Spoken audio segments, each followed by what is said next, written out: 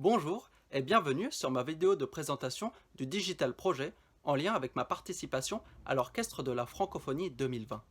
Je suis Julien Moussa et je joue du cor d'harmonie. Suite à la crise sanitaire qui a touché l'ensemble des secteurs d'emploi et en ce qui me concerne le secteur artistique, je vais vous montrer une des possibilités de création artistique en autonomie. Je vous laisse la découvrir dans un premier temps et nous verrons son élaboration par la suite.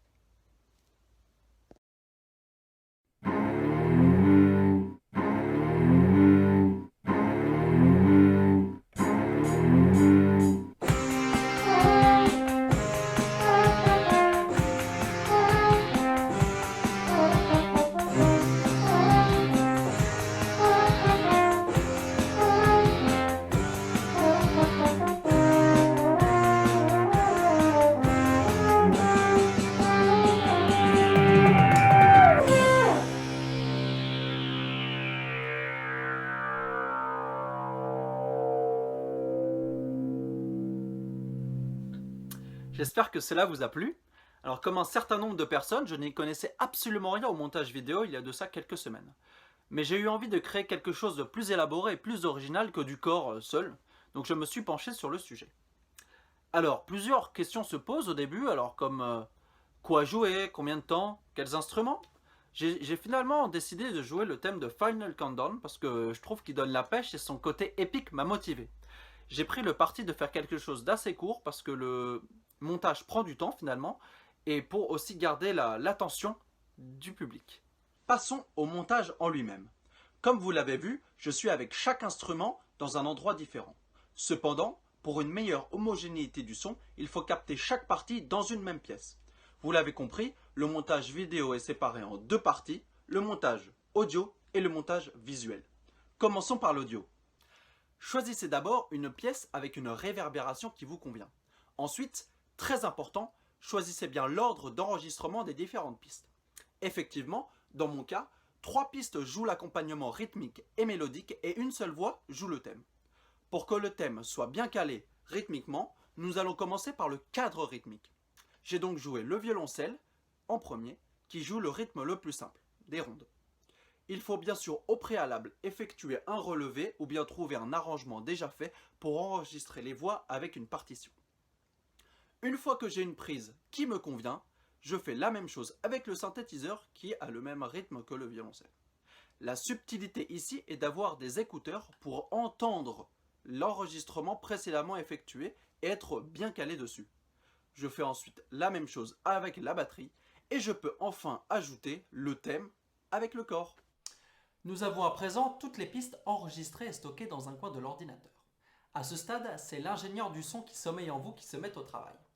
Il vous faudra télécharger un logiciel de son, dans mon cas c'est Cubase, qui est gratuit et qui va pouvoir vous permettre de superposer les différentes parties et les caler pour en faire un seul bloc. Vous voyez ici que j'ai ma partie de violoncelle que j'ai enregistrée en premier, ensuite ma partie de synthétiseur, ma partie de batterie et pour finir celle du corps.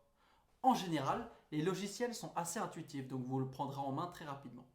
Quand le montage vous convient, vous exportez donc ce qu'on appelle le mixage audio, donc vous avez votre montage audio en un seul bloc. Passons donc maintenant à la partie vidéo que je trouve beaucoup plus excitante. C'est cette fois-ci l'acteur studio qui est en vous qui devra sortir le grand jeu.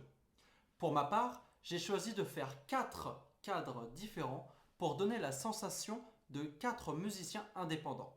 C'est pour cela que j'ai adopté une tenue vestimentaire différente pour chacun, avec des accessoires divers et variés pour plus de fun.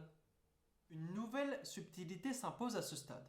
Il faut effectivement avoir une nouvelle fois des écouteurs pour rejouer la partie tout en écoutant la piste déjà enregistrée, mais cette fois-ci dans le décor qui vous convient. Cela permet donc que l'image soit synchronisée avec le son. Une fois les différentes parties réenregistrées pour l'aspect vidéo, nous devons monter cette synchronisation. Pour cela, j'ai utilisé le logiciel de base Movie Maker que je trouve très simple de prise en main. Plusieurs manipulations s'imposent. Tout d'abord, rognez les vidéos pour obtenir que le morceau qui vous convient. Ensuite, vous l'ajusterez quand vous aurez inséré la bande sonore. Sur Movie Maker, Il suffit juste d'ajouter une musique, puis vous sélectionnez le fichier du montage que vous avez précédemment effectué. Une fois le son ajouté, il ne faut pas oublier d'ôter le son de la vidéo en lui-même pour ne garder que le son du mixage, sinon vous aurez un écho avec les deux sons en même temps.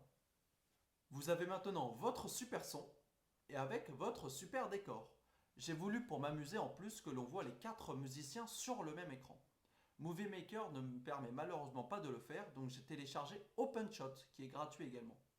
Très simple d'utilisation, vous insérez les morceaux de vidéo que vous voulez voir sur le même écran dans un premier temps. Puis vous n'avez plus qu'à les agencer comme vous voulez dans l'espace imparti de l'écran. De la même façon que le mixage audio, vous exportez cet agencement vidéo sur le bureau de votre ordinateur. Une fois le fichier exporté, vous l'insérez dans le montage de Movie Maker. N'oubliez pas une nouvelle fois d'enlever le son que vous aurez obtenu avec le montage de OpenShot pour ne garder que le super son de Movie Maker. Voilà, donc votre montage est terminé. Surtout, enregistrez-le bien et pour le lire ou le poster sur YouTube par exemple, effectuez une version format MP4. J'espère que ce tutoriel vous a plu et merci de l'avoir regardé jusqu'au bout. À bientôt!